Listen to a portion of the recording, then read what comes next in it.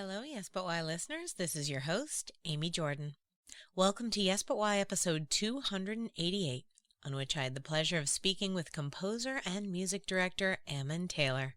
But first, let's talk about our sponsors. Yes But Why podcast is sponsored by Audible.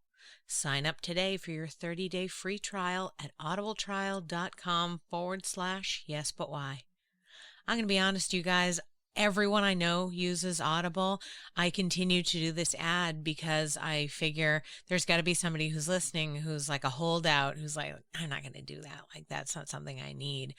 But we all need to read to improve our minds and to improve our lives, or just to do some research on something we're writing or find out more about that cool celeb we like so much. And, you know, Audible has somebody reading it to you. You don't even have to read the book. You just listen to Audible, and somebody else, often a celebrity who you like, reads you this book. It's really amazing, and you got to get into it. Go now to audibletrial.com/Yes But Why to sign up and get your account today.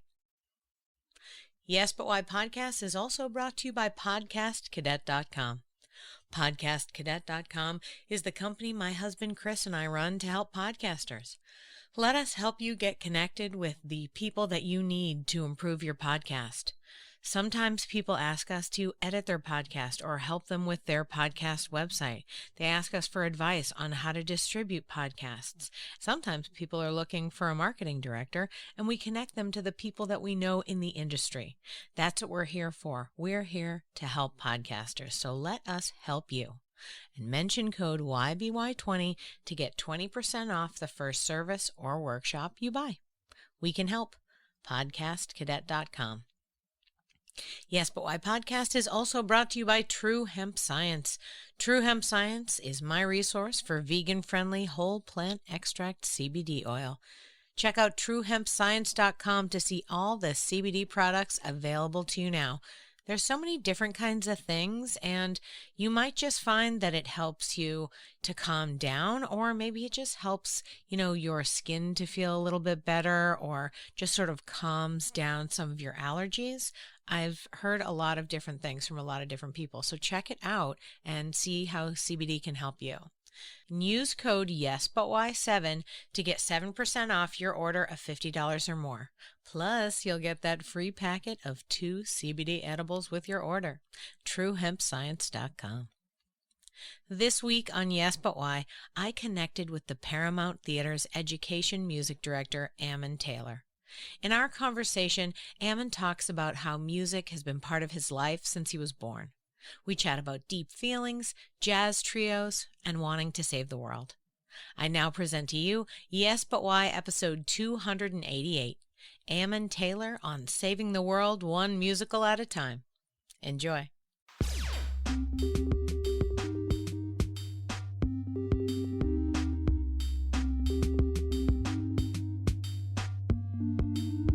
I'm Amy Jordan, and this is Yes But Why podcast. Yeah.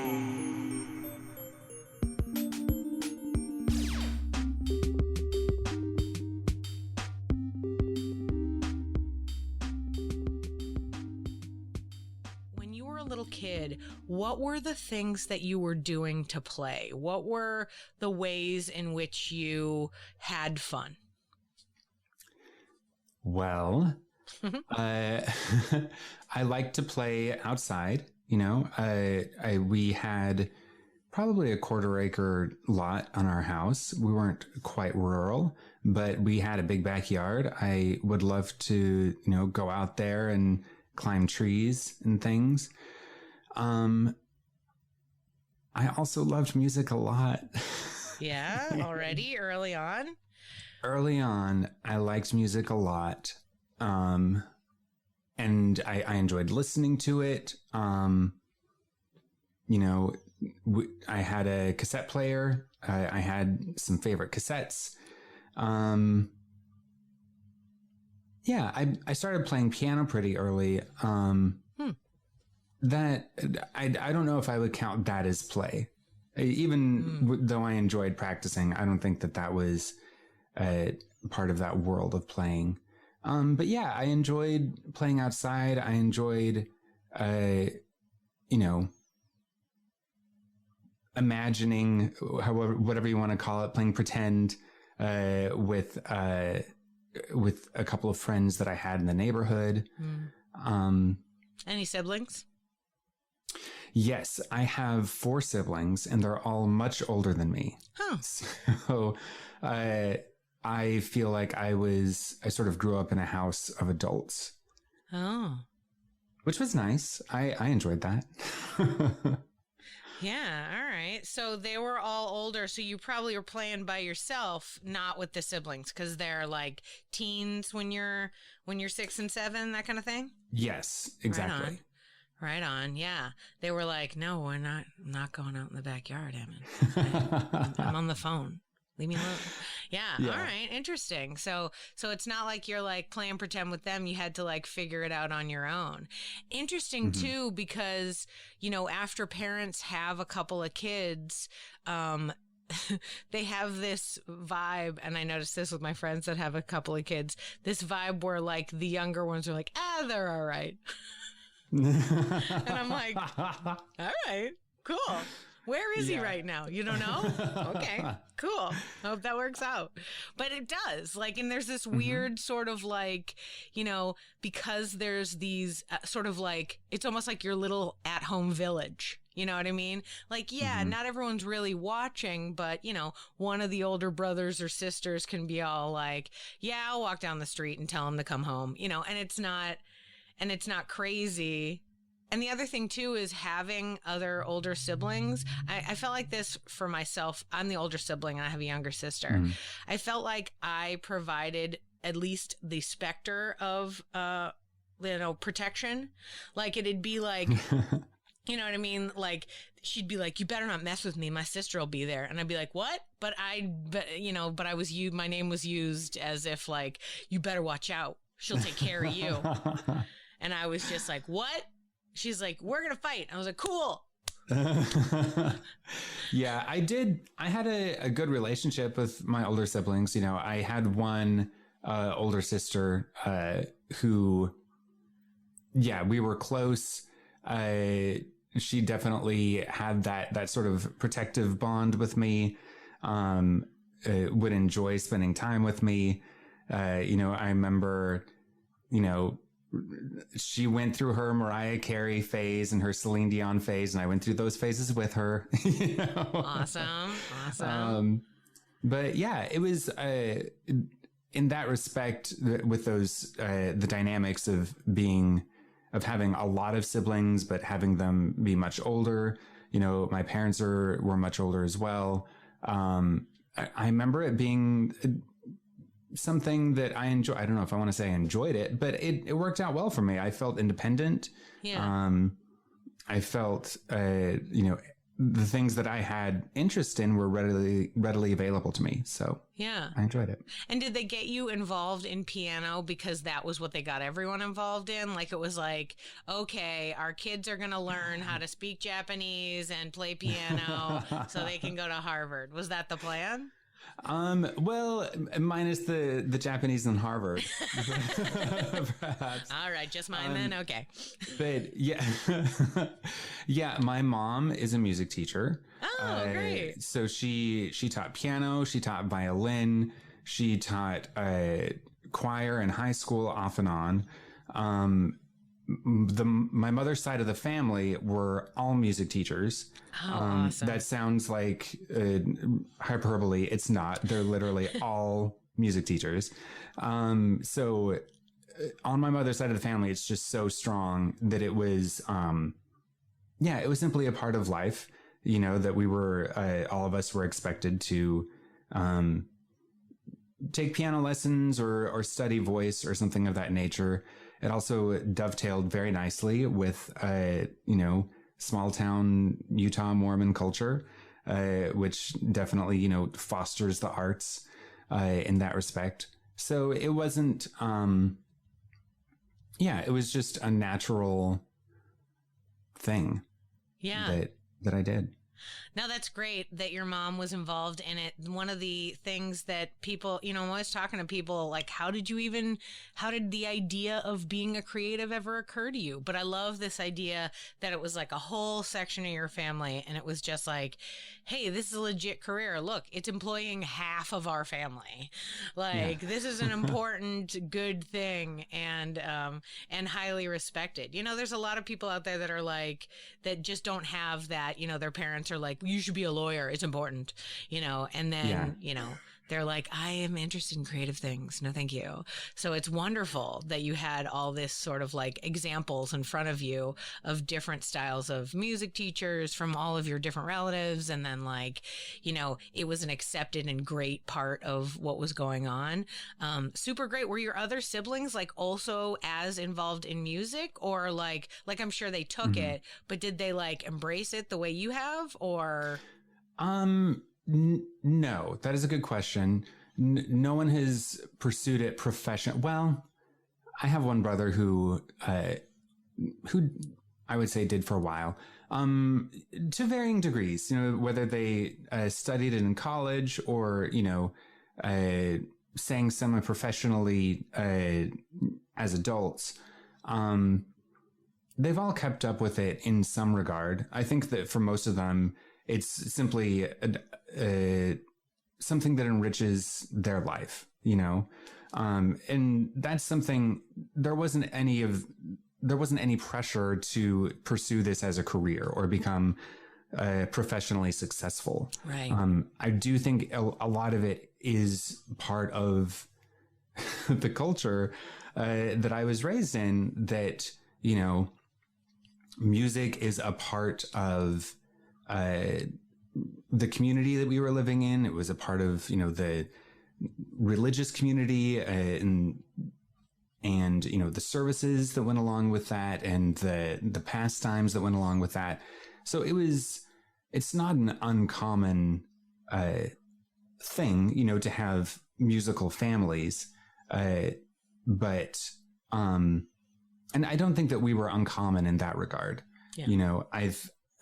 I'm the only one that that had this deeper interest in it that I think people realized pretty early on was different. It was more extreme. It was more intense. And they were like, oh, okay, Ammon needs to figure this out. What was extreme about it? Like, were you just like, I need a piano in my room. Like, this is what's going on. I will be in charge of these things. Like, in what way was your family like, whoa, hey, all right, I guess he's the guy in charge of music now? Well, we had, speaking of, cassettes, I remember we had this box set of all of Beethoven's symphonies. Ooh. And I loved it, and I would listen to them constantly. And it got to the point where I had every theme of every movement of every symphony memorized, and I could like play it on the piano. Like there was a hot minute, I think in 4th grade, where like kids were calling me Beethoven on the playground and everything. 4th grade? Wow. Yeah, it was very, it was pretty apparent that I was a different kind of kid. Were you just like able to like hear it and put it out there? Or did it take you a while? Were you like listening to each one and you were kind of like finger picking it? I know that's not the word, but you know what I mean? Like was it like you could hear it and you're like, oh, okay, but I got it? Or was it like you spent a lot of time with each one to try to memorize them? Oh, that's a good question. It's hard for me to remember what the process was like when I was that young. Oh, yeah. It certainly wasn't instant, I've always had a good ear. So, that ability to hear music and replicate it, on the piano, that's always been a strong suit of mine.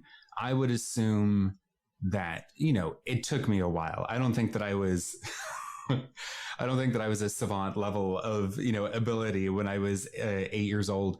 But I mean, I don't know. You just told me that you like knew how to play all of Beethoven's symphonies in fourth grade. So really, the themes, the main themes of each symphony. I did not play the entire like 45-minute symphonies on the piano by ear. Well, all right, phenom-esque, okay, but yeah, you know. Sure. But yeah, it was something that I consider it a very influential part of my experience, my life experience, was that there's a lot of music there. 9 symphonies is a lot. I would listen to them constantly, and there was a dialogue between them and like me playing on the piano. I even if it's hard for me to remember the specific details of how that happened, that was there. And that was a pretty, it was just a very seminal influence in my musical career, I think. Yeah. Musical life. And certainly opened the eyes of your music teacher mom, who was like, "Oh, what's that? You want to play me a song, honey? Sure, that sounds great." And then you like whip out some Beethoven and she's like, "Oh my God." Like, how impressed was she? Was she like carting you around to all her friends' houses being like, do it? I think so, again, part of the culture of, being Mormon in Utah, everybody knows about everybody sort of. So I think that there was this larger awareness in, my church community that this was something that Ammon was going to do. I remember, my dad actually just called the local paper and was like, "I've got a son who's real talented. You should do an article about him." And for whatever reason, they were like, "Okay." So they did, publish a little piece about me. I remember the headline was "A Young Beethoven in Providence." Providence, Utah is my little town, and they took a little picture of me. My little arms were folded up and like the piano was open and I was resting on them with my little glasses. It was very adorable. Oh my God, that's adorable. I can't wait to Google and find it. Oh my gosh. Oh, I love it. That is so wonderful. And go dad, like what a sweetie to be like, This kid's so good, I'm going to get him in the newspaper. I love it. I love it. That's so fun. Oh my goodness. So you're the most popular piano player in the whole town. They're writing articles about you. Everyone's like, listen to that. They're like hanging out outside your window, listening to you play, going like, this guy's got it. How did that continue to develop? As you mentioned a bit ago, you said like, everybody knew I was a little different. Were you a little different because you were like super into music and like really attached to it? Or was it like everybody else was kind of like, yeah, I'm going to be a lawyer. I'm going to work at the grocery store. And you were like, I'm going to be Beethoven. Like what was the path for you through this community? Well, yes. I mean, when I was younger, me being like, I'm going to be Beethoven is cute, and I think that it was, I think that that was sort of how people saw me. When I was older, I became different in many ways, one of which I realized that I'm gay, which was a very big bombshell. Sure. In Utah at the time, in the 80s or 90s, whenever it was, I guess early 90s. I also realized that I had major reservations about this religion, that everybody that I knew was a part of. So things changed quite a bit when I was a teenager. Yeah. It was a very rough time. Yeah. So my childhood was, in retrospect, so it feels like this very isolated period of my life,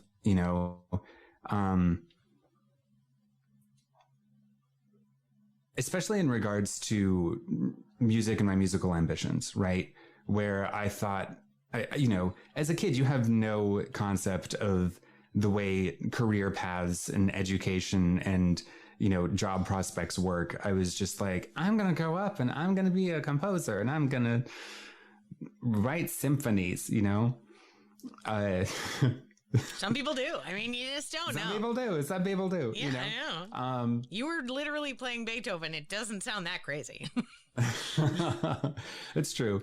That morphed a lot when I was an adolescent. I was, like most kids, was very fond of the music that was in vogue at the time, which to me was a lot of, Tori Amos and Alanis Morissette and, Sarah McLachlan, and everything Lilith Fair, that You're naming my tape set.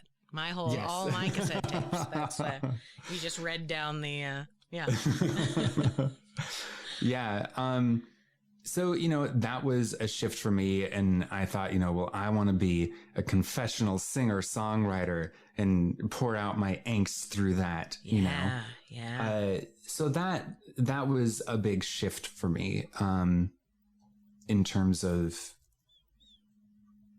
that movement, that transition from childhood to adolescence. Now, did you stick with the piano throughout? I know that you're actively sitting in front of a piano, so yes, clearly you did. But you mentioned confessional singer-songwriter, I immediately think like a guy with a guitar in a smoky bar, which they don't have anymore. Yeah. But they don't have smoky bars. They don't have guys with guitars. But were you composing, sad confessional things on the piano, or were you using different instruments? Were you going to open mics outside of your Mormon community because they kind of weren't so excited about your music anymore? I briefly played cello growing up. I think my mom was just like, you need to study an orchestral instrument, like with the talent and everything. With the talent and everything. You've got all this talent. Let's see where it goes. Yeah. I dropped cello after a while. I was pretty good at it, but it frustrated me that I couldn't, you can only play one note at a time. And sure. I just really like, using all of my 10 fingers. Right. You're like, this is limiting, Mom. I appreciate that I could work at a symphony, but I'm pretty sure they have piano players in symphonies too. So yeah. I never played guitar. I had friends who did. I at different times in my adolescence, I had friends, I remember, who were guitarists and singers. And, we would play together or form little angsty duos and, write music and play together. I did have, when I was older, 15 or 16, I had a little duo, and the two of us played a show at the local pizza place. We also got another article written about us in that local newspaper. About our little band. We called ourselves Intrinsic. We were so angsty. So, yeah. I love it. Good for you. An angsty duo called Intrinsic in the 90s. Classic. Right. Exactly. Oh, I love it. You're so on point. It's funny how later, in life you can, the beauty of looking back on your life is that you can create a lovely story from it, mm-hmm.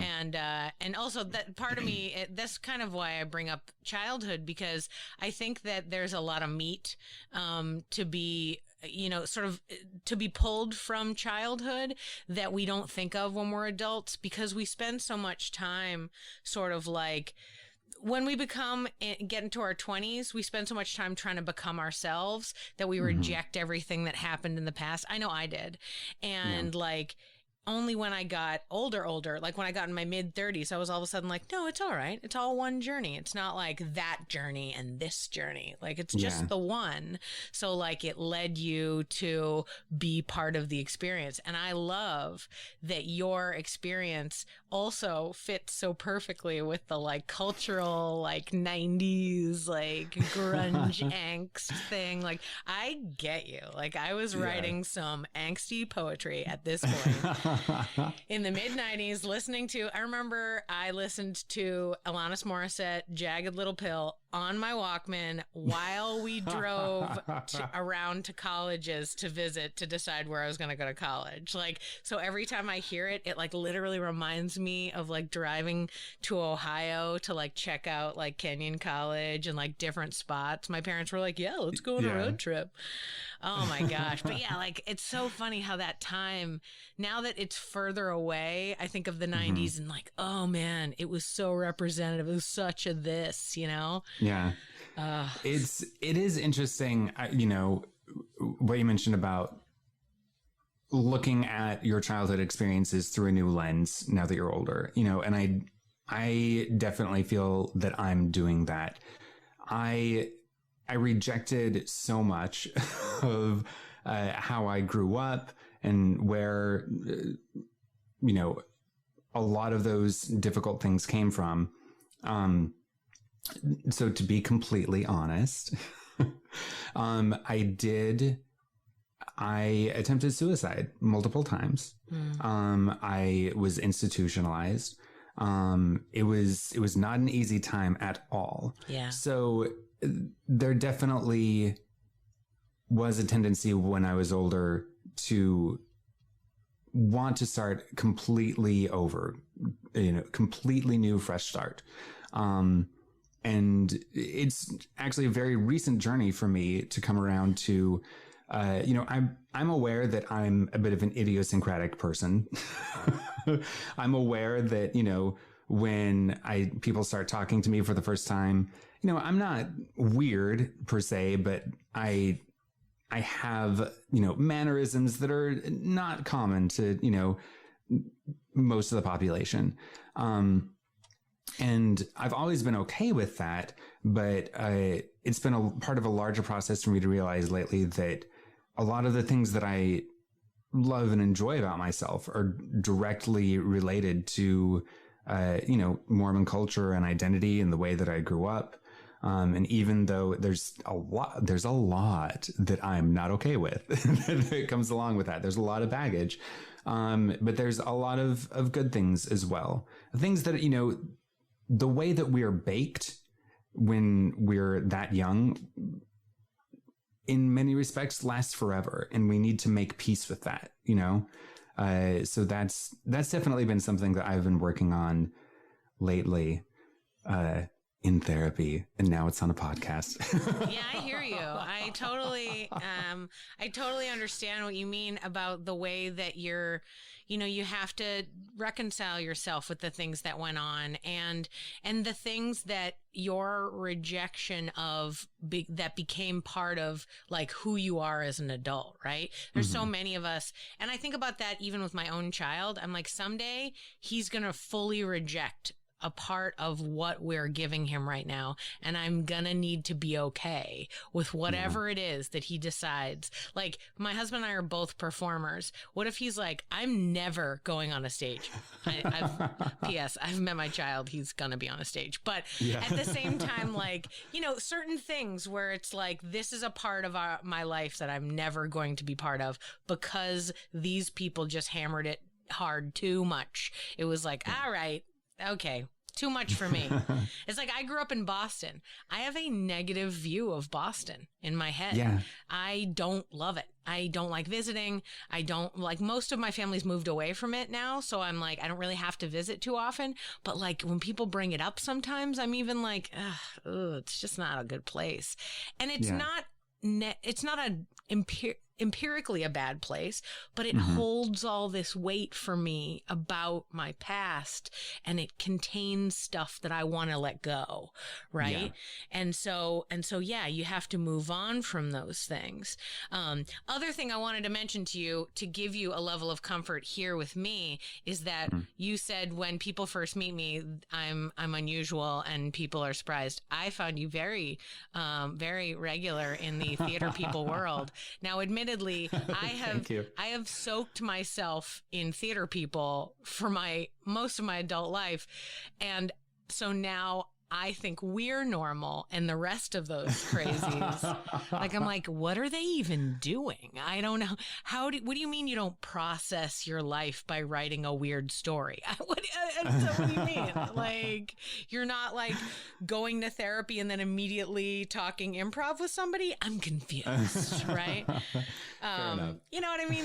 And to that end too, the audience of this podcast is all theater people. I mean, these are your people. The people listening are going to be like, oh yeah, that's definitely, I understand. That happened to me too. Like we are, and I find personally for me, that's the only way I can live, is to just forget that the rest of them are around. I'm like, oh, you don't understand what an artistic life is? Like all the stuff I was joking about earlier about like during the pandemic and people were like, arts aren't important. And I was like, all right, well, sorry for your sad life. Yeah. I'm going to go ahead and continue to enjoy my life no matter what, because I've always got a song and dance in my head at every minute. So, yeah. But, you know, it's hard. Especially everywhere in the world, there are teens that are feeling alone in whatever environment that they are in. And in fact, one of the major reasons why I do this podcast is to put out in the world the fact that we're out here, guys. Don't worry. Yeah. Are you in the middle of a small town in Montana and you're like, good Lord, I need to be singing and dancing on a stage?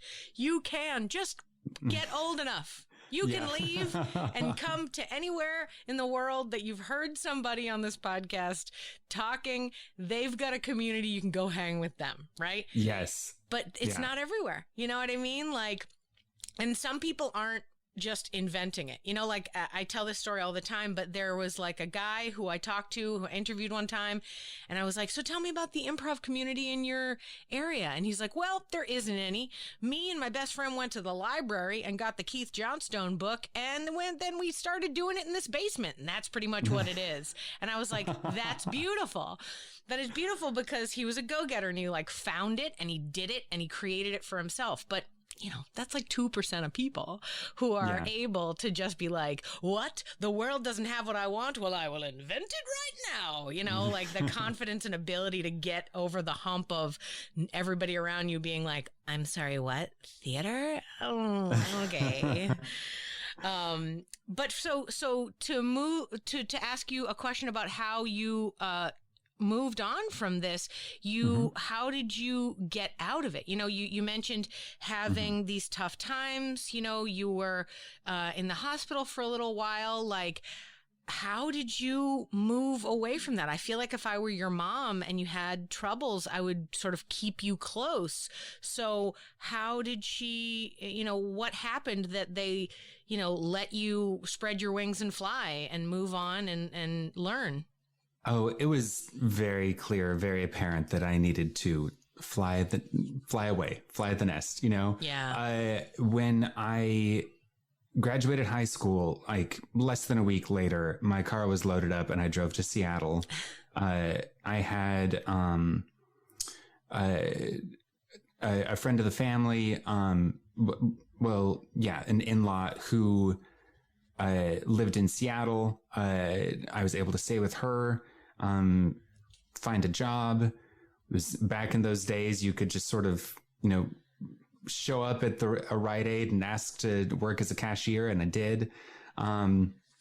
You can still do that. I just wanted to throw that out. You can walk into anywhere and be like, hi, do you have jobs available? I wanted to be clear for anyone who was listening. Still an option. Still an option. Don't be afraid. If you go in and you're like, I like this Rite Aid, I want to work here, just ask. It's fine. but yeah, it was a great experience. I lived on Capitol Hill in Seattle. I definitely got the whole gay experience. I understood like the ins and outs of what the community is about. I did that for a couple of years. I was still playing music. I recall playing in coffee shops and things. And to me, that was just newfangled and exciting. Coffee shops in Seattle. You're playing music like in the 90s. This is like tip top. I know. But I eventually, after a couple of years, I felt the need to, It was a very specific time in my life, and I'm trying to remember the impetus of this. You don't have to remember the why. You can just tell me the what. I wanted to travel abroad, and I wanted to volunteer. And I started looking at programs that could do that. I joined one that had a training and development center in a school on a mountain in Massachusetts. And then I went and lived in Mozambique and worked at a teacher training college there for 6 months. I spent a month in Durban, South Africa, and then went to Denmark. This organization is Danish. I look back at that with a very skeptical lens now. It was, I learned incredible things from that, incredible things for myself. It broadened me, it broadened my horizons. I would hope that whatever I left was more good than harm. I will say that. I sincerely hope that. Yeah. I did that. It was, the whole process was a little over a year. I went back to Seattle for 6 months. I remember people saying reverse culture shock is the thing. And I thought that was a lie. And then I went there and realized that it was very much a thing. Yeah. I was experiencing a lot of it. And I just wanted to leave the country again. So I taught English in Sao Paulo, Brazil for 6 months. They speak Portuguese in Mozambique as well as Brazil. That was also a great experience. I loved Brazil. I loved Brazilian culture. I loved Brazilian music. I'm not the first musician to become enamored with Brazilian musical techniques and traditions because it's incredible. It's incredible. But yeah, I did that. Eventually, I went back to Utah. I moved to Salt Lake City. I decided it was time for me to actually go to school. I had spent enough years, discovering myself and having adventures and whatnot. Yeah, you got to do it. I think it's important. Yeah. And you know what? Coming from where you were at, which was kind of a tight community that didn't feel super comforting to you, the idea that you had to travel the world to kind of see different things before you could decide anything for yourself, I think that's absolutely what you got to do. But I'm glad. So you get back to Salt Lake City to go to school. At this point, how old are you? Like, this was like 2 or 3 years? Like, were you like 20, 21? I was, no. I had, between just living in Seattle and traveling and whatnot, I want to say I was 26. Oh, right on. Okay, good. Long time of travel. No, I was 20. I'm sorry. It was 2006. So I would have been 24 or 25, I think. Oh my goodness. What is time? Math is difficult. I understand. Yeah. I'm just now thinking like, how old was I in 2006? But it's okay. Yeah. No, that's all right. We'll just write 2006. Doesn't matter how old you were. Sure. You went to college, huh? How'd it go? So I went to college. It was fine. I started off, I just wanted to do things as cheaply as possible. I could have residency in Utah and go to a community college and get my associates out of the way. It was a lovely time in my life. I spent a lot of time with poets. I was dating a slam poet. There was a community of, I'm hitting all the like angsty 90s lifestyle. I'm in college in Salt Lake City, dating a slam poet. Ooh, all right.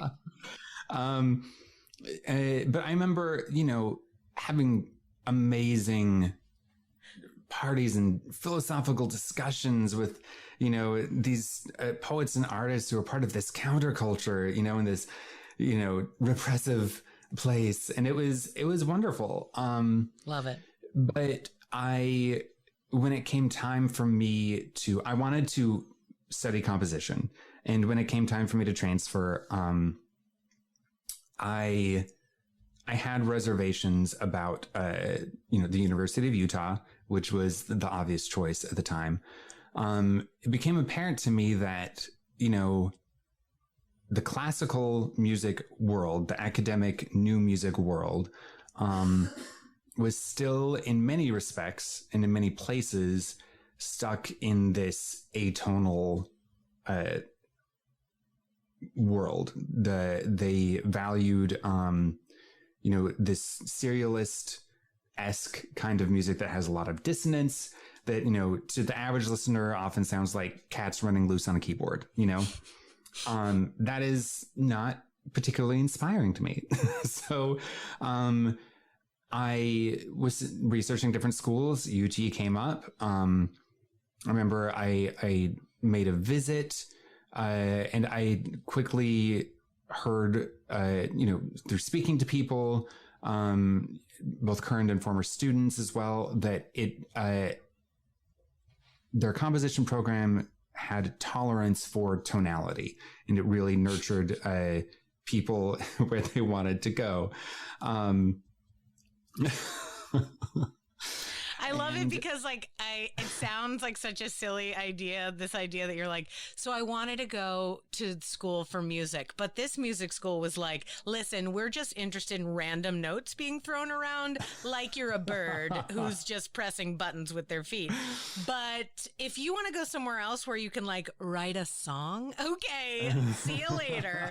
But it's true. I mean, I understand that from the point of view of my theater search. When I was trying to go looking for colleges, right? Like you, I spent some time thinking I should probably get a degree in something else.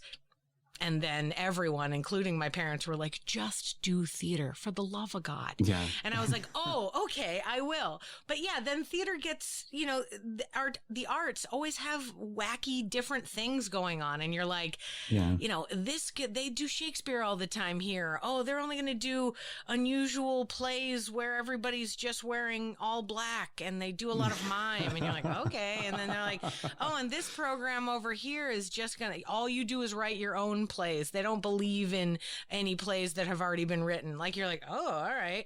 Every school's got their little, thing to sell. Yeah. We're really good at this. So UT, and so I just think it's hilarious that you're like, so UT was into tonal music. Yes. Yeah. I mean, it's true. It's true. And it was a good program. And if I'm being completely honest, I also, it was time for me to leave Utah. I think that there was a part of me, after traveling abroad and living abroad so much and having these amazing experiences, experiencing other cultures, I thought I can go back to my own culture, and experience that in the same way. And then I quickly realized no, you can't be objective about those things. This is where you're from. And it was time for me to go. And I was also looking for a place that I might enjoy living. I knew that, I liked warm weather, or at the very least that too much cold weather makes me sad. Well, we have 6 days a year, so it's lucky that you're here now. Yes. Yeah, freak storms notwithstanding. But even then, when it stops raining, it's somehow still 95 degrees and hot. So, Exactly, yeah. Oh yeah. You mean the snowpocalypse? I meant the snowpocalypse. Yeah. No, that was just the blip that was 2020 and 2021, right? That's just no. Yeah. But yeah, warm weather. I knew I wanted. I love riding my bicycle. I was living car free at the time. I lived car free for the better part of a decade.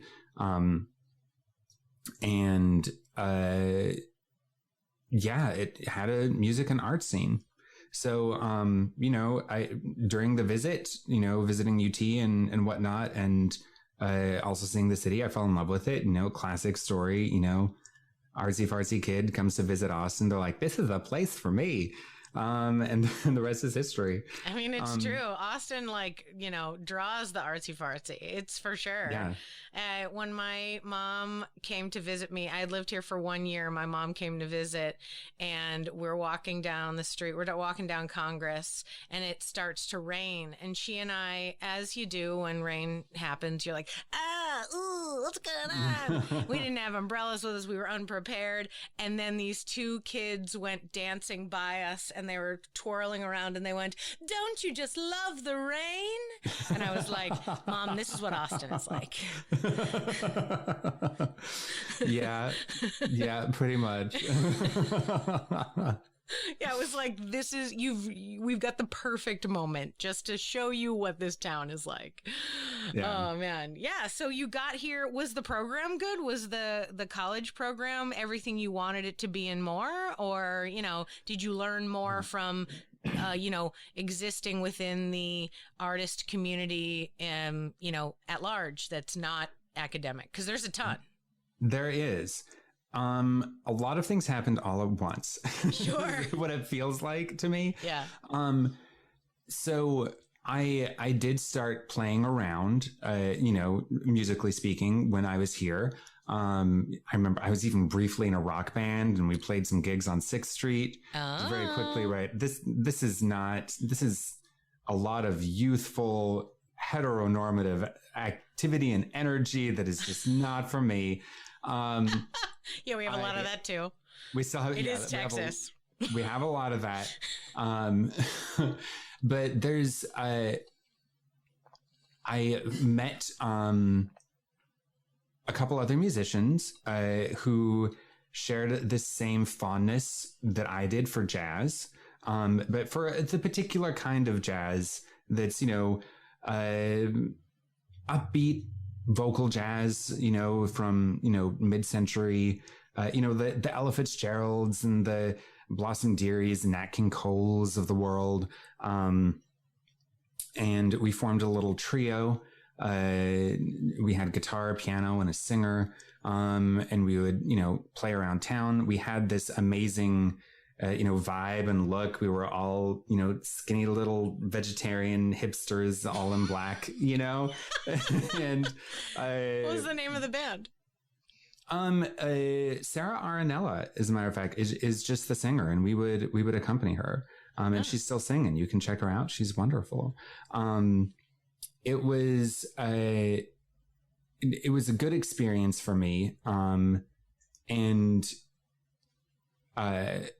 I was able to quit my day job. I remember that was a very pivotal moment and decision for me, that I was like, I am going to actually be an artist, full time for the first time. It was pretty scary, but it's not easy. Worked. It's not easy. During all those years of freelancing, some people are built for it, it's hard. I thought that every month would be the month when I wouldn't make rent and I would end up on the street, That month never came. It never came. But my anxious voice in the back of my head never let that up, But I was playing, with this jazz trio. We were perfect for cocktail hours, and people loved it. We had that whole vibe. So when I went to UT, I was studying classical composition. You have to take all these credit hours in, playing ensembles. In whatever capacity, if your instrument is piano, I could play with like a chamber ensemble, or, with the orchestra, or, I could accompany like a choir or something like that. And you also needed to take lessons, private lessons in your instrument. So I, had private composition lessons, and I was also expected to take piano lessons. And I don't know why I had the gumption and just the presumptuousness, but I went to the head of the jazz department and said, I've studied a lot of classical music in my life, and I like jazz a lot, and I'm playing it professionally, and I think I would get a lot more out of just taking jazz piano lessons. Will you teach me and make an exception for me, and we can just make it work with my with my academic plan? And he said yes, and I can't believe that he did. He had no reason to trust me that this would be, that I would actually be a good student. But yeah, bless you, Dr. Helmer. Thank you for taking me on. That to me was an amazing experience of being able to sort of like bridge the divide between the classical music world and jazz. And it is a divide. I mean, like the fifth floor and sixth floor are like in a different world than the rest of it. And, that's an interesting thing that I've noticed about music, even among these incredibly trained academic musicians. You get a jazz musician and a classical musician in the same room, and they can barely speak the same language. It's just such vastly different disciplines. Yeah. So to me, I think that was something that it was a very significant thing that I got out of my college education, was bridging that divide. It's great that they believed in you in that moment and that they gave you that chance, Yes. I know there's a lot of places and people in the world that are definitely not interested in helping, not interested in embracing an individual student's journey. But I think, it's worth it. For so many things, whenever somebody doesn't do that, I'm like, how does this not make you look good if you help them? Like, do you want him to tell stories later about how UT was a jerk to him? No, he will tell everyone, like now on a podcast, how you were helpful and open to him, and like were able to give him, an education that really helped him in real life, as opposed to, like you said, with academic, a lot of times they're kind of like just talking to talk, or like, oh, I'm going to write a book about it. Cool. That's great. What about life? I would like to live my life and have this as a job. How can we do that? And also not just be in the symphony. I get that a lot from musician friends where they're like, people are like, oh, a band. Oh, that's not good. Why don't you play in the symphony? And I was like, guys, you are not comparing apples and oranges. These are like still jobs. It's still a job in the arts. It's okay. Like, how about you let him be in that band so that there's a spot open for you in the symphony? Like, come on, don't force him to go in there. Well, and to that point, I think the other thing that I got that was very helpful out of this experience, college, the instruction that I got was really great. And, I got the opportunity to write music and have it be performed. And I was writing, new classical music. I wrote a lot of chamber music. I wrote a lot of, art songs, which are, oh gosh, there is a long tradition in the classical world of, usually a solo singer with piano accompaniment and like adapting poetry and crafting these songs. They don't. It to the untrained listener, it can sound sort of like light opera, but it's not. It's great. I had a wonderful experience being able to write that music and have it be performed. And, working with mentors, Dr. Grantham and Dr. Charlotte. And they were really wonderful, wonderful teachers for me to learn from. And Dr. Charlotte really, I'm trying to phrase this in the right way.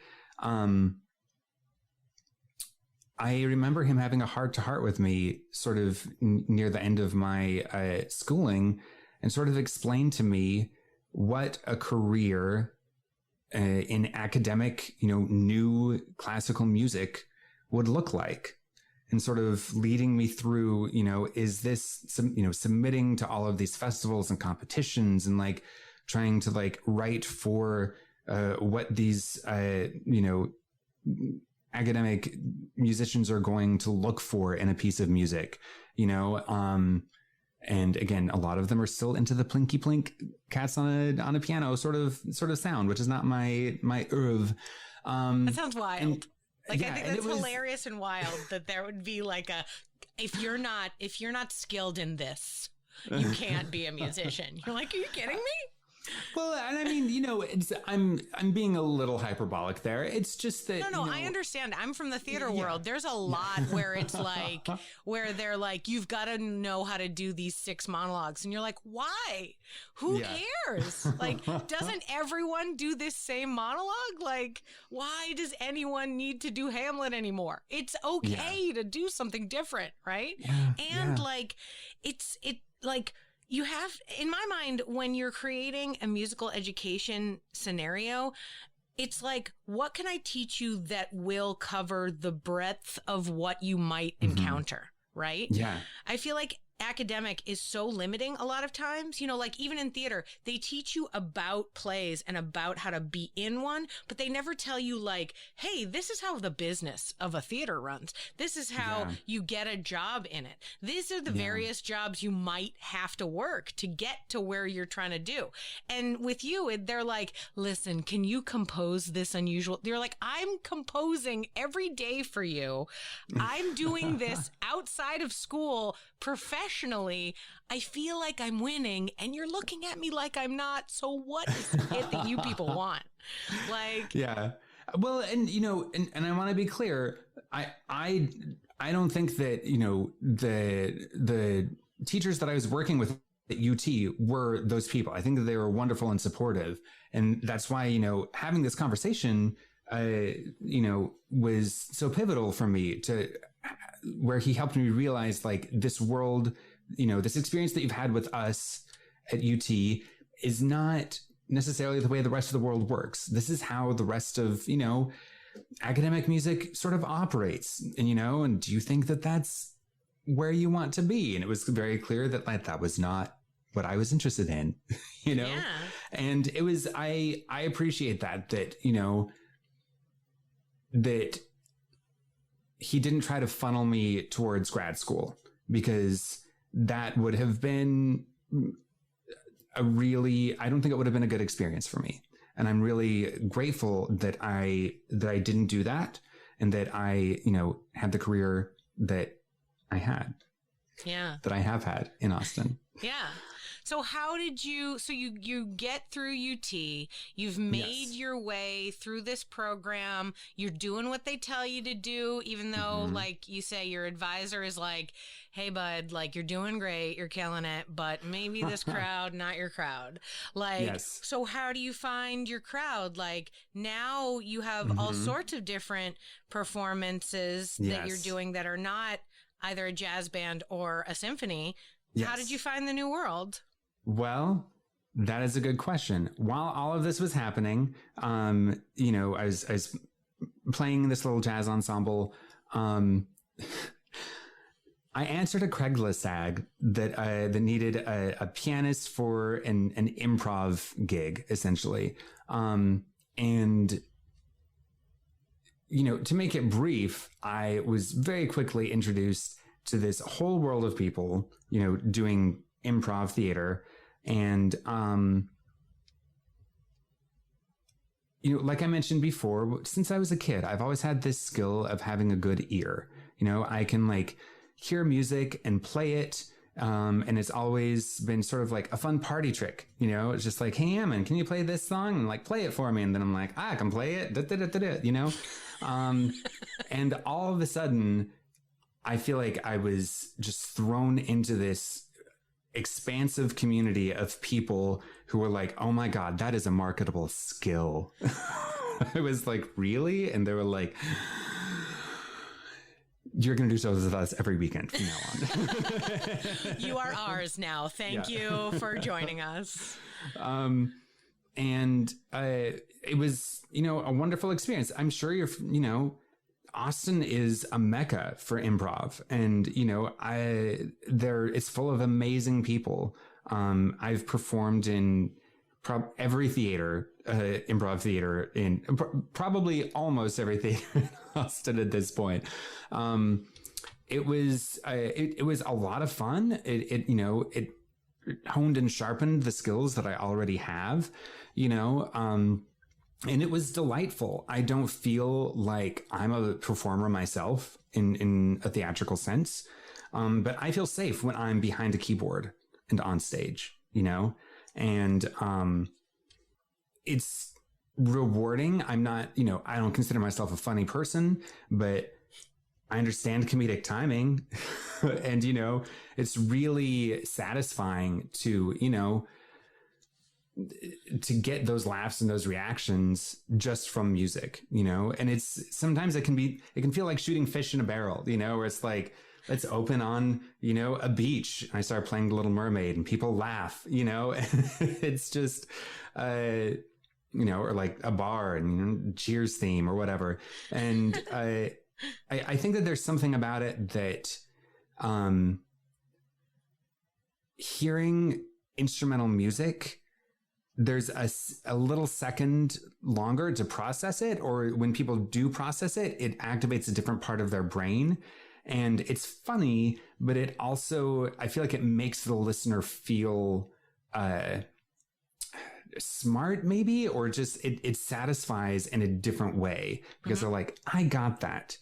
They opened on like a 1920s library and he's playing some like old timey ragtime music, but it's also the Reading Rainbow theme song, it's like things like that, where it was fun for me to do this. Like I have these abilities, I could use them. And it was just delightful to get those reactions, and the people I was playing with just loved it, and to have them take it, take those offers and run with them. It was an amazing experience. So all of this, when I said that all this was happening at the same time, I feel like it was just a big jumble of all of these things, I also got involved with, the Story Wranglers program at the Paramount Theatre, which is an amazing program. They, teach creative writing workshops in school, in classrooms, to third graders, in schools throughout the Austin area. So these kids hone their literacy skills. They feel super confident writing these stories by the end of the residency. And then they gather the stories that these kids have written, hire adult actors to read through them, devise a show that is then performed in front of their entire school. So these third graders go through this process of, learning to write these stories, and then eventually get those stories performed and shared in front of their whole school so that they can, stand up and take credit for their work. And it's an incredible program. Not dissimilar to Story Pirates or formerly Barrel of Monkeys. And that was another example where, I had this skill set that was just eaten up. I mean, for, underscoring sketches is one thing. I can obviously do that. I can play whatever musical themes is necessary for, whatever, third grade fever dream is being presented on stage. But we would also usually adapt half of the stories into songs. And I can write songs, it's a 24-hour turnaround. I can do that. I've been writing music since I was a little kid. So you're like officially UT trained to compose music. You're like legit UT trained to compose. Yeah. Yeah. And I have, the fluency to play in, pretty much any genre. So it quickly became, one of the staples of my, my gigging, life, my freelancing life. Sorry, I'm trying to find the word freelancing. And, through that, I also became involved in other education projects. I worked with Zach Theatre. They have, a pre-professional company. I would, train these kids who were just incredible performers. So I was working in, there was a hot minute where I felt like I was working everywhere. I was just in every theater in Austin, doing everything that I could. And when I graduated from UT, I took on a position at McCallum Fine Arts Academy, a fine arts high school here in Austin. I was the assistant choir director / musical theater teacher.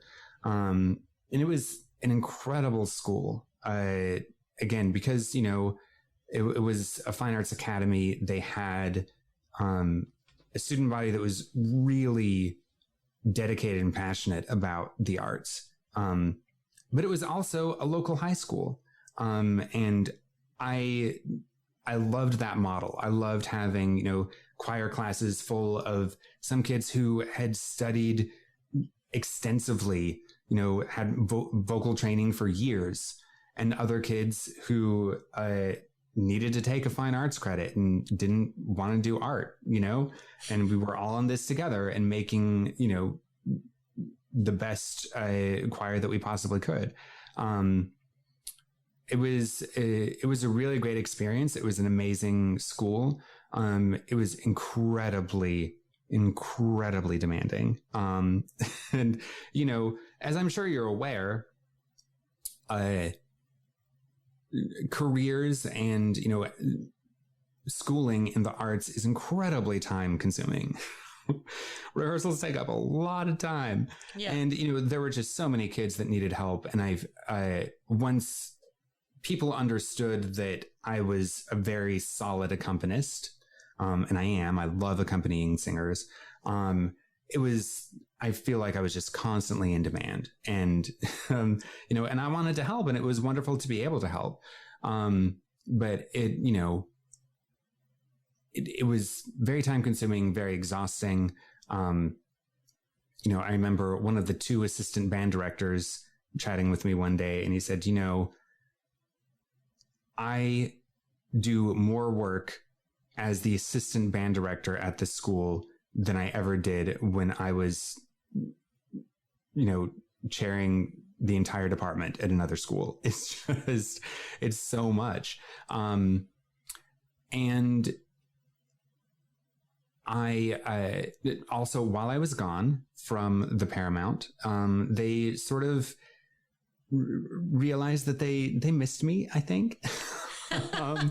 And, approached me with an offer to create a full-time position for me. Awesome. And so it was hard. It was a really hard decision, but ultimately I asked myself what my life would look like if I stayed teaching, in this very rewarding but very rigorous school. And ultimately, I do want to write. I want to compose.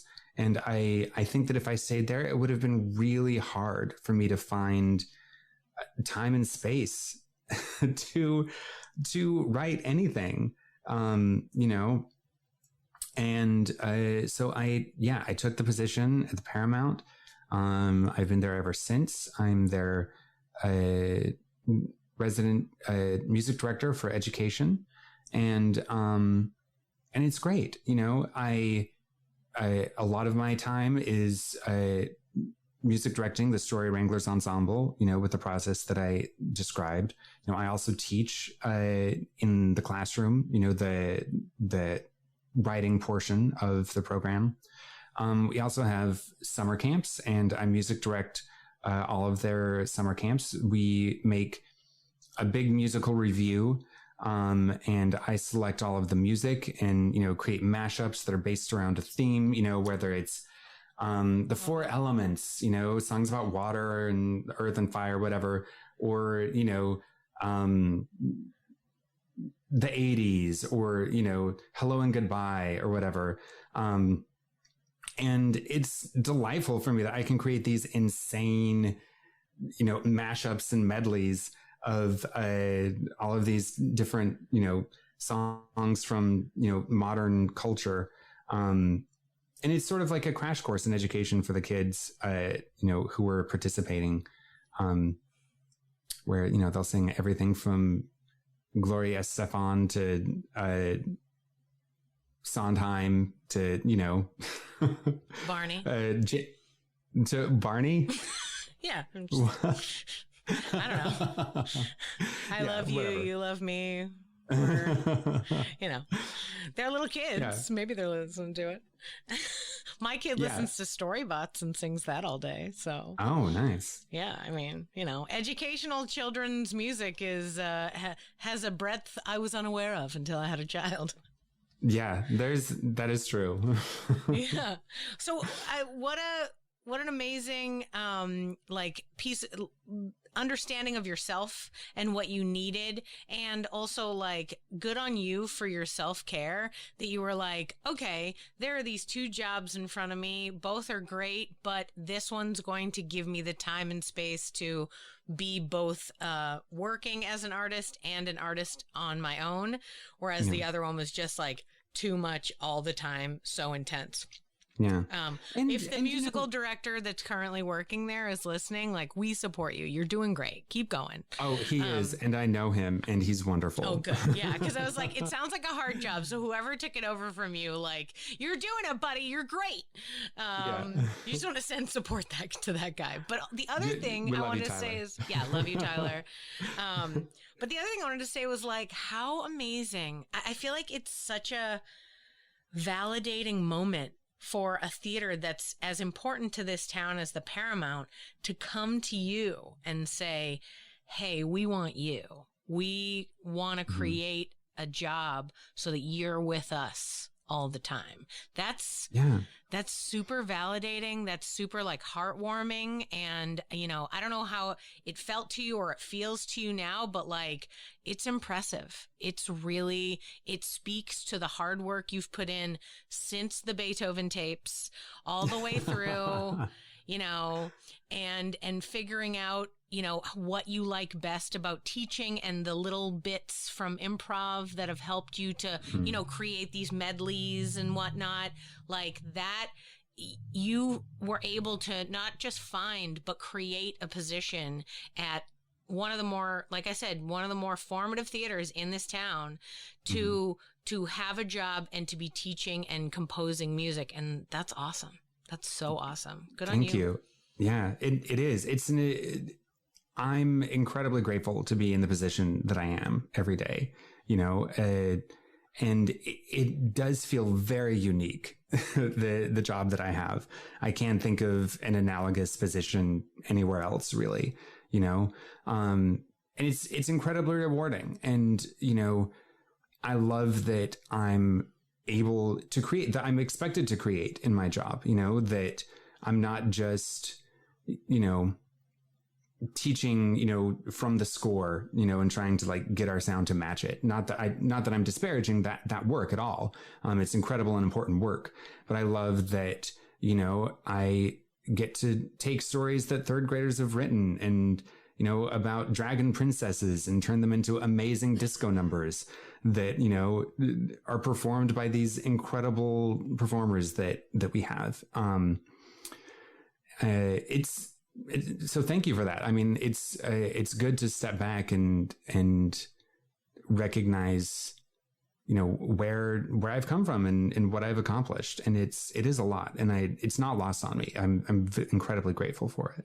I mean, it really just feels like whoever invented that job for you, really saw all of your talents and was like, what can we do to put them all into one job? Because this guy's great and I want all of his greatness to be hanging out with me only. And so, Plus, share it with the third graders. Get them in early, get them where they're really creative. By the time you're in high school, you're probably anxious about stuff. And there's all sorts of different things. And like you mentioned, you're teaching classes where it's like half wants to be there, half is there because they have to. Yeah. That's like all the summer camps I teach, by the way. Yeah. The first question I ask at the beginning of every summer camp is, who signed up for this because they wanted to be here? I write down the names. Who signed up because your parents made you come? All right, great, awesome.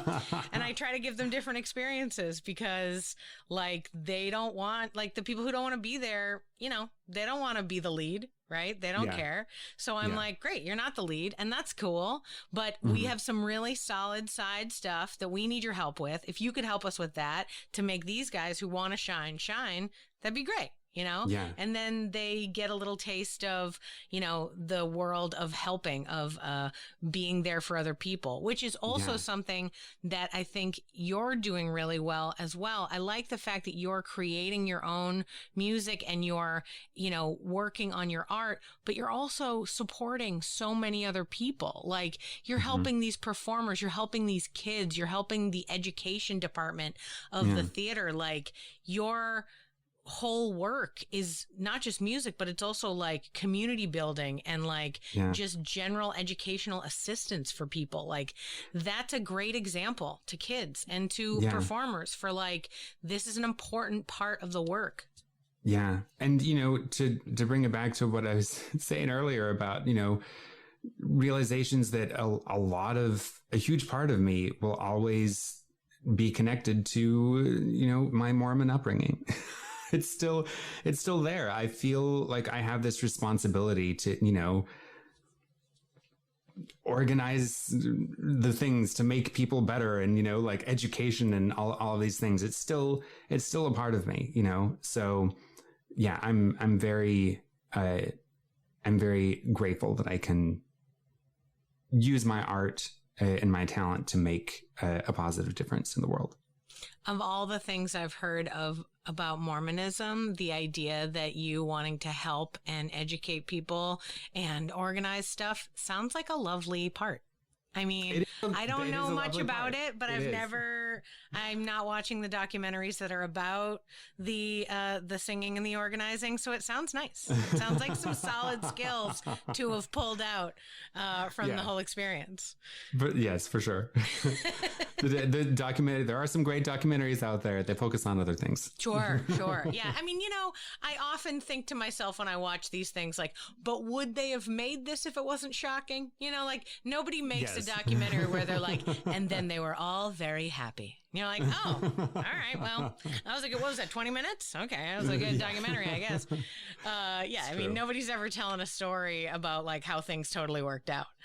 That's man, whenever I'm teaching writing classes and people are like, but another thing went wrong. I was like, everything goes wrong. You're writing a story that people are listening to. Real life might work out occasionally, but stories never will. She's going to fail. Let her fail. Yeah. Oh, man. So are you still right now, during the past couple of years, like, are you still working with the Paramount? Like, how did the form of what you're doing change? I saw very recently there was a call for new performers for Story Wranglers. Yes. So, yay, that means that probably they're going back. We are going to, we're going to have live shows again. Great. And we just had a company meeting with new ensemble members 2 nights ago. It went very well. I'm super excited about it. During the pandemic, we did transition to teaching the writing courses online over Zoom. Everyone's doing Zoom school. Mm-hmm. And I hate the word pivot, but we transitioned into creating digital content. So essentially, we were making YouTube videos of the kids' stories. So the process was, other than the digital platform being different, individual artists would take a story and develop that on their own, as opposed to, more of an ensemble building activity. So I'm glad that we were able to do that. It was hard for me. I'm a live acoustic musician. I'm I'm a believer in like, let's just do it live. Let's make it, make it happen that way. I've never been good at audio engineering. You know, you obviously are. I see all of the equipment behind you and how, you know, it's hard for me. It's a struggle for me to, you know, I can do it. I've built up those skills, but it doesn't come as easily as making things sound good in a live room, working with what you have to make that that good. So I'm very eager to go back to that. Very eager. Oh, absolutely. I prefer live theater as well. For many years, I was like, oh, maybe, you know, I could get more into film or doing these other things. I taught a lot of Zoom classes over the past couple years, but it's like, yeah, I really want to be in person with some people. Like, I would like to talk to them and have them react in whatever way that they're going to and me deal with that. Like, I want to see their little faces and, you know, teaching little third graders how to write funny stories that then get to be performed sounds like the most fun. It is incredibly fun. Yeah. Well, that's so super great. I have, you know, one more question for you, and it's surprising because I told you I was going to ask you some questions, but I have a different one. Oh, inspired by you. Is that, you know, you have been so in the story as you're telling it, you know, you've been dedicated to this life as a musician. At any point did you consider quitting? Like, you seem so, you know, it doesn't seem in your storytelling as if there was ever a moment where you're like, forget it, I'm not going to be a musician anymore. Like, is it just so deeply in your blood and your bones that you're like, I am a musician first and then like a person second? Like, how did you keep it going? Because there's a lot of ups and downs in your story. There could be a lot of times where you're like, and then, you know, for 6 years, I worked as a sales guy for Progressive or whatever, you know, like, before you realize, how did you keep it going? Oh, that's a good question. I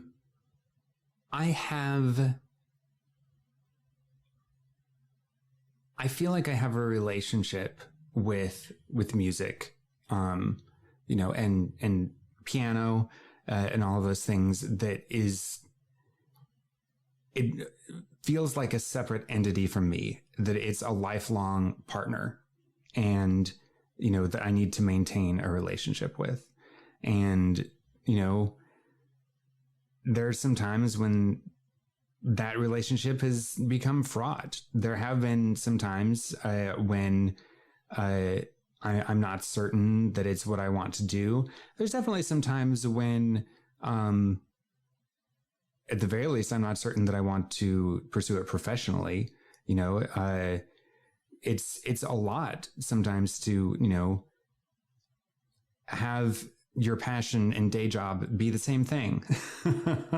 And there have been, you know, some beautiful times in my life. You know, when I was working at Kinko's, and I would come home at night and I would clock out, the day would be done, and I could play whatever I wanted to on my piano, and it felt open and freeing. You know, there have been some times when I have incredible opportunities, and I feel grateful for them, and I'm, you know, creating this amazing art, and there's going to be a full audience there to listen to it. And the pressure just feels, you know, overwhelming. And, you know, there are a lot of times where I'll want to practice my piano and I look at it and it, you know, the passion that I felt years ago is wearing thin, and it feels, and it hurts. It hurts the way I think a relationship would. So to answer your question, yes, I feel like music has always been a part of my life. I feel like it's a relationship that I need to maintain to be healthy. And, you know, I've never actually thought of it that way until just now. So real glad we got it down. I can take that and like straight to therapy and unpack all of that. But, you're welcome, doctor. But, yeah, I think that would be the way that I would describe it. Yeah. Absolutely. The reason why I ask is that I'm listening to your story and it sounds so deeply triumphant, so many different great opportunities and stuff. But for me, you know, there's an up and down. Will I always forevermore be involved in arts and creating things? Yeah, I'll never stop. It'll always be what I'm doing. Even if I'm not paid for it, it's always, you know, I got little notebooks. I got 1,000 things. Oh, she's so many notebooks. But like, sometimes, you know, you just hit the wall and you're like, this is not what I want. Or I wish that there was some, you know, the grass is always greener. You're like, man, my friends that are doing XYZ seem to be happier, you know? And so you figure out, how do I maintain that? How do I keep it going? And certainly in the last 2 years, there's been a lot of opportunity to be like, yeah, maybe you should make another decision because it looks like this career path doesn't exist anymore. So what are you going to do? What other skills do you have? You know, and to having that time to think about it and to really get to decide, you know, like when you're given the opportunity to really think, do I want to keep doing this? Is this really, really what I want? When you hear that voice in your head that says, yeah, absolutely. Even when it's hard, I want to do it. Mm-hmm. Even when I'm like, I'm so stressed out, I keep wanting to do it, right? And I have to remind myself of that in those moments. There have been times when I've been so stressed out because of a show that's coming up, and I'm all like, what am I going to do? This is so crazy. And then the tiny voice in the back is like, you love this. Everything you're doing is exactly what you want to do. And I'm like, oh, right. Yes. Okay. So let's keep going, you know? Yeah, for sure. I mean, it's just... I feel, as you telling me your story, like I feel the love from you. Like I feel it's clearly who you are, and like, so your complete being, this, like, as a musician. I love the fact that you wanted to compose, you did it. You've then found a way to literally make your life all about composing constantly, mixing and matching and creating and being on the fly and like living a life. It's as close to a jazz musician as you could possibly be, to be doing improv and creating shows with these people and those people, and you know, teaching and entertaining all at once. So it's really amazing. You have a great story. Thank you. Thank you, Ammon, for being on the podcast. You've given us a great story and a wonderful path that hopefully the listeners of the podcast can be inspired by, and know that, you know, whatever artistic path they've got in front of them, you know, they can do it. Just keep working on it. Yeah. Find your own people. They're out there. You know, maybe they're not the people you're currently with, but keep looking for them, because there's different communities, and maybe your people are just a Craigslist ad away. Don't go on Craigslist right now. It's 2021. Do not go on Craigslist right now. But in the early 2000s, Craigslist was the place, right? Yes, it real. was. So thank you for being on the podcast. I really appreciate you. Absolutely. Do I have time to plug one thing that I would love for people to plug everything, for sure. I wrote a song cycle that explores our dystopian future in a world altered by climate change. I put a lot of work into it, and it's a very... It's an amazing piece of music and theater. And it's called Rites of Warming, RITES. And you can check it out at rightsofwarming.com. And the whole piece is available there, like in a YouTube clip or video? It lives on YouTube. I don't have the entire clip posted publicly. You can Oh. DM me and I'll send it to you. Oh, okay. So, but like the people that are listening, if they go to the website and they're like super into it, they can connect with you to like watch it or, buy it from you or whatever. I have clips, available. There's lots of things that are constantly happening. I just did, a show with some climate activists in the UK. We showed the show at the Rogue Theatre Festival earlier. I have several irons in the fire right now. Nothing that I can officially say at this moment, but there are good things happening with the show. But I would love for people to be aware of it, take a look at it. If you want to talk with me more about it, it's an incredible show. It's grounded in climate science. I had the opportunity to collaborate with a scientist at NASA's Jet Propulsion Lab, and it's a really impactful piece that I'm very proud of. Wow. Educating on all levels. I really love it. Yeah. No, it's like your work life is doing music education. And then you're like, let me just do this on my own composition where I'm going to educate you about climate change. I love it. I love it. It even harkens back to what you were saying earlier about people's connection with music. Like people are able to receive information in music so differently than they are to get words. You can tell people all day, hey, don't do this. It affects the climate. And they're like, yeah, all right, sure. But if you like write a good like song and you've got actors really showing the deep emotion, you're like, guys, did you know that climate change is a problem? And they're like, yeah, that's what we wrote this whole musical about. Thanks though. No, I definitely learned that, people have very strong reactions to this. I hoped that people would, react in some way, and I did not expect the way they do. And a lot of it, I have learned that we're aware of this and that we sort of like bottle it in our subconscious because we don't feel like there's a lot we can do about it. We feel powerless. And when people, see and hear it presented artistically, all of these subconscious emotions and conflict just come right up to the surface.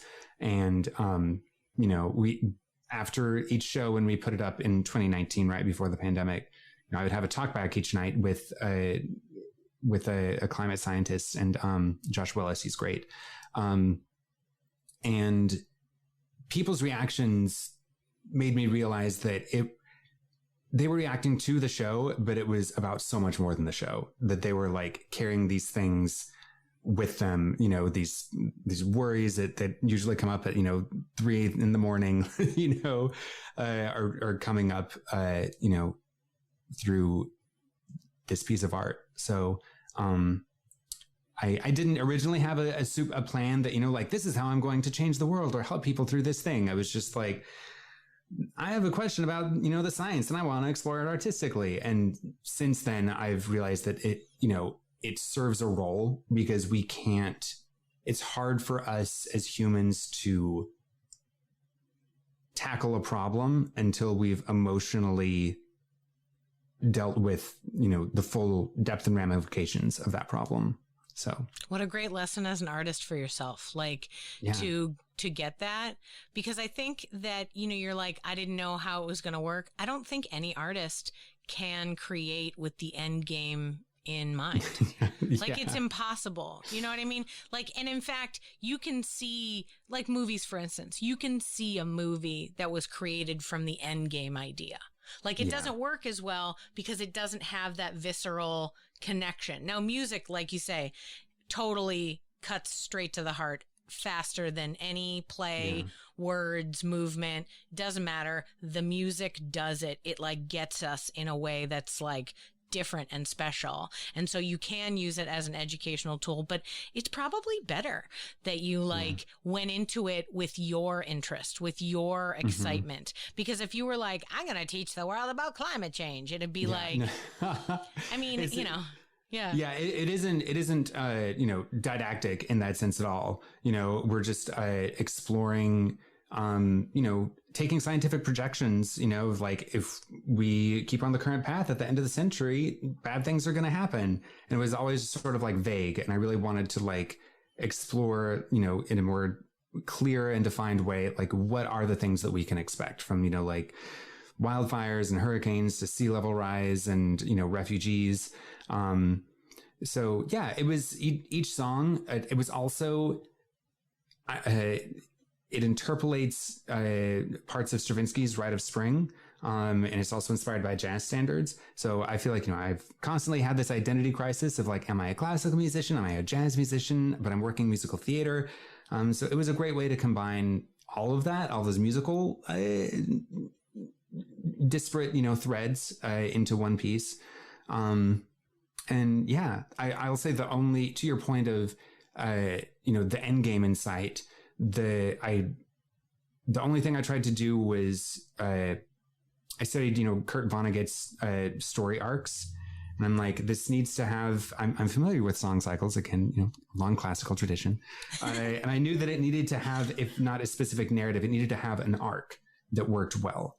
And so I looked at Kurt Vonnegut's there's like the Cinderella archetype. I'm not using the right word, but he mapped out how like all stories tend to follow like similar arcs.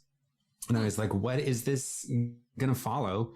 This show that I'm writing about climate change, and the one model that it followed was called From Bad to Worse, where things just take a nosedive and keep going. And I was like, what are examples of this? And it's like Great Expectations or the Book of Job or Awful Tragedies, and I'm like, oh my God, like, how is this going to be engaging? And, I had a great conversation with someone at a conference who was doing a presentation about this. And I'm like, dude, tell me, where's the pleasure in the audience of stories that follow this, this form?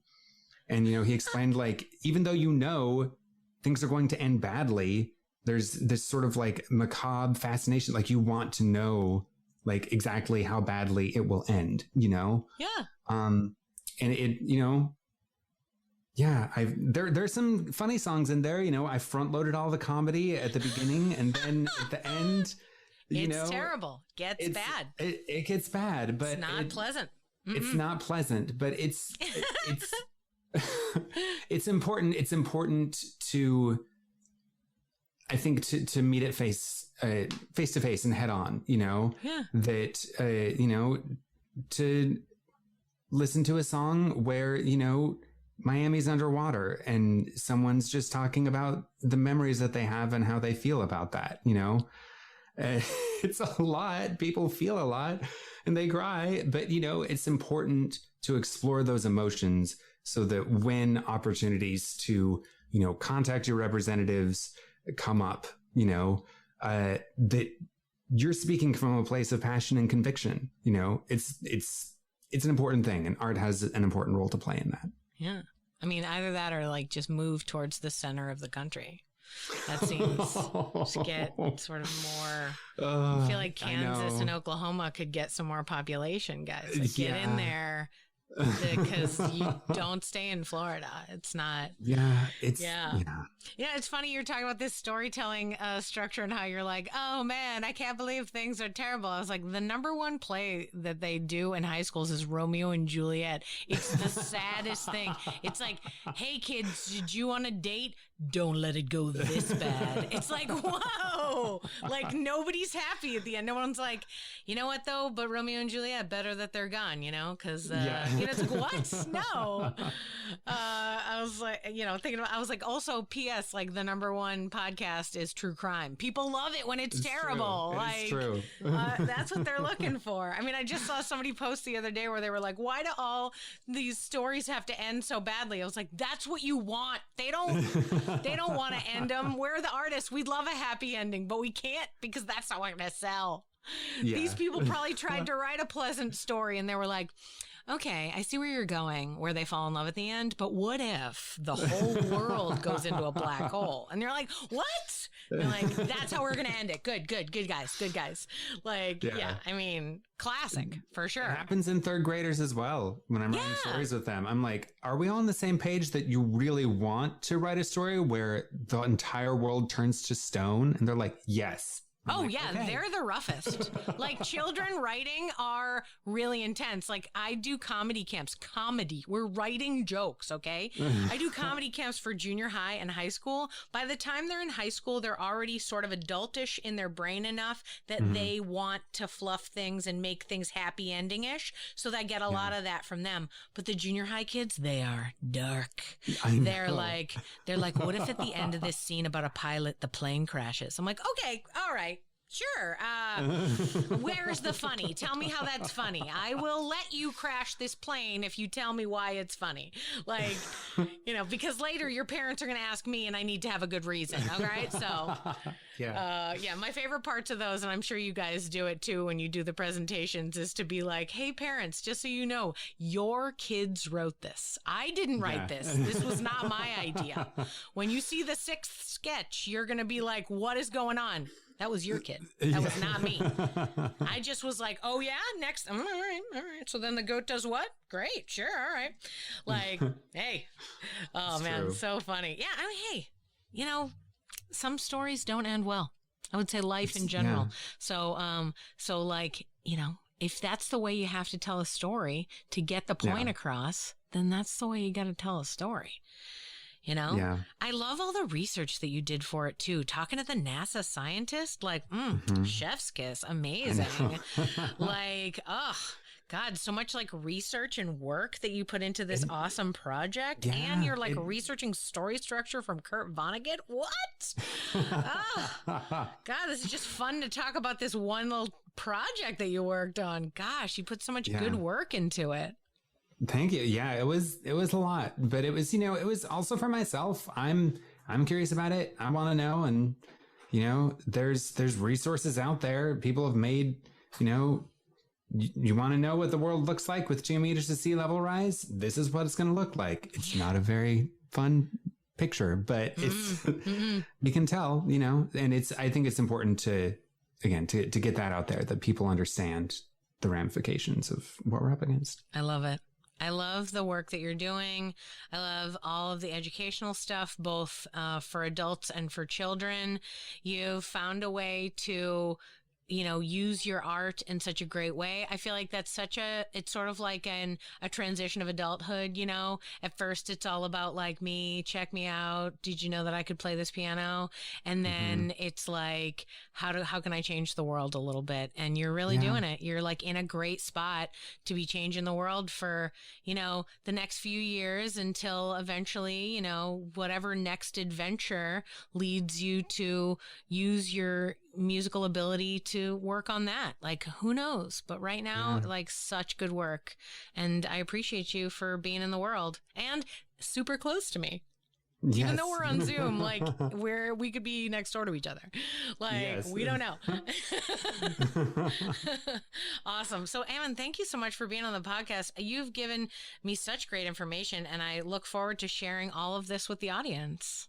Awesome. Thank you so much for having me. Oh, absolutely.